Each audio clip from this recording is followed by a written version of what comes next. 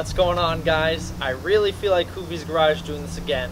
Let's say hello to my new to me, new to us, 2006 Nissan 350Z.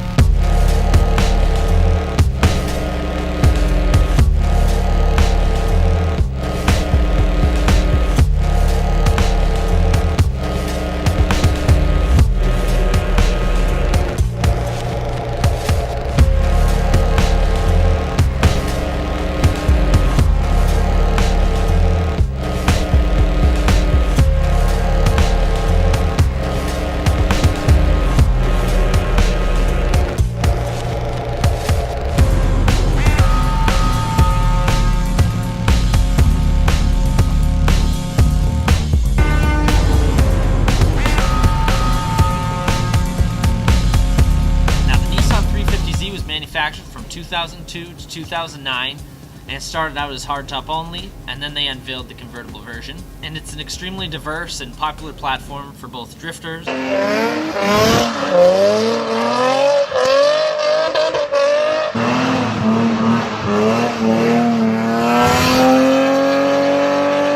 LS swappers,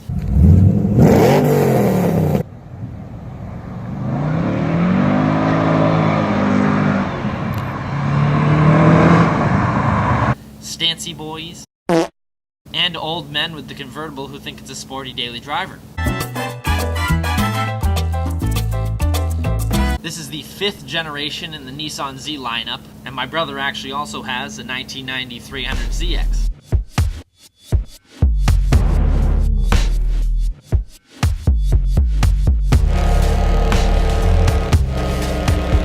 Now, because I got absolutely wrecked in my cheap Jeep, my first cheap Jeep video I made when I bought a 1990 Jeep Wrangler, and I didn't share the price, well, I paid the price in the comments section.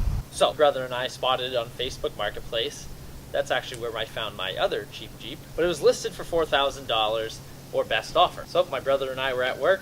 We get out a little bit early, ran down to Haverhill, Massachusetts, where we discovered that there was no oil on the dipstick, and the dipstick actually came completely out of the engine. So at this point, we figured out what's it worth for parts if we were to buy it and have the engine not even work at all. So we decided that it would be worth some money, so we offered $2 grand, and he took it. And as I said, at that time, that made this the cheapest Nissan 350Z in the country. But we haven't got to the part yet if it runs or not. Now, this example is a 2006, and I won't say it's been beat, but you can clearly see that it's had some fun. And this one was clearly a drift car.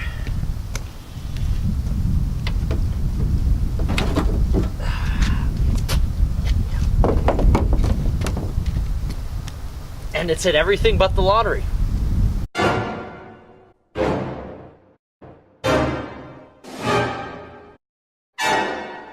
Oh, that's a lot of damage! Yep, definitely gonna have to move the seat back. Oh, sweet.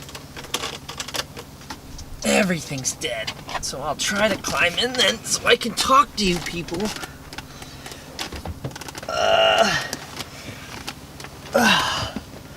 Whew. That's a little snug. But the interior in this 350Z, aside from the usual chipping, peeling, plastic interior pieces, it's actually very, very nice. Besides the dick tip shifter, it's actually a great place to be. This 350Z is actually equipped with leather power heated seats, and it's even got an aftermarket Pioneer touchscreen radio. All the hookups for a radar detector, definitely gonna need that when you're doing circles in someone's private property. And all the gauges and lights work in here, except for the driver's side headlight. That's not even held in with any bolts. And while I'm in here and snug, I might as well tell you about, well, the minor issue this 350Z has. Yeah, it doesn't start. So as I said, my brother and I went to purchase the car. The whole entire dipstick came out of the car, and it had no oil on it. We purchased the car, we brought it home, we filled it up with oil. We were aware that there was no starter actually in the car, so my friends and I, we pushed it down the road, pop started it, and it started up.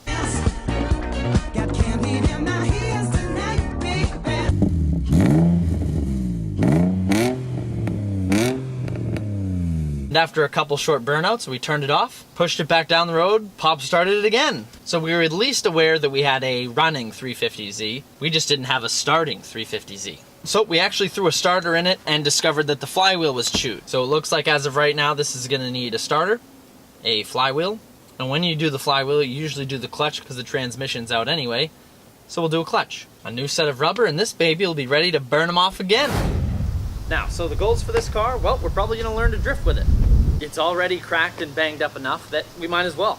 I also think we're going to wrap this car in some cool DriveNH livery, fix what needs to be fixed, and add on some additional stuff. So there'll be lots of additional install videos with that. And once it's up and running, it can probably use as a pretty good daily driver because, well, as you can see, nothing in the driveway is really good on fuel. But this is a fun project that I'm very excited about, and I'm very excited to share with you guys because there is such a cult following with these things. And people do so many different things with them, whether they're drifting them or tracking them or just building really clean street builds with them.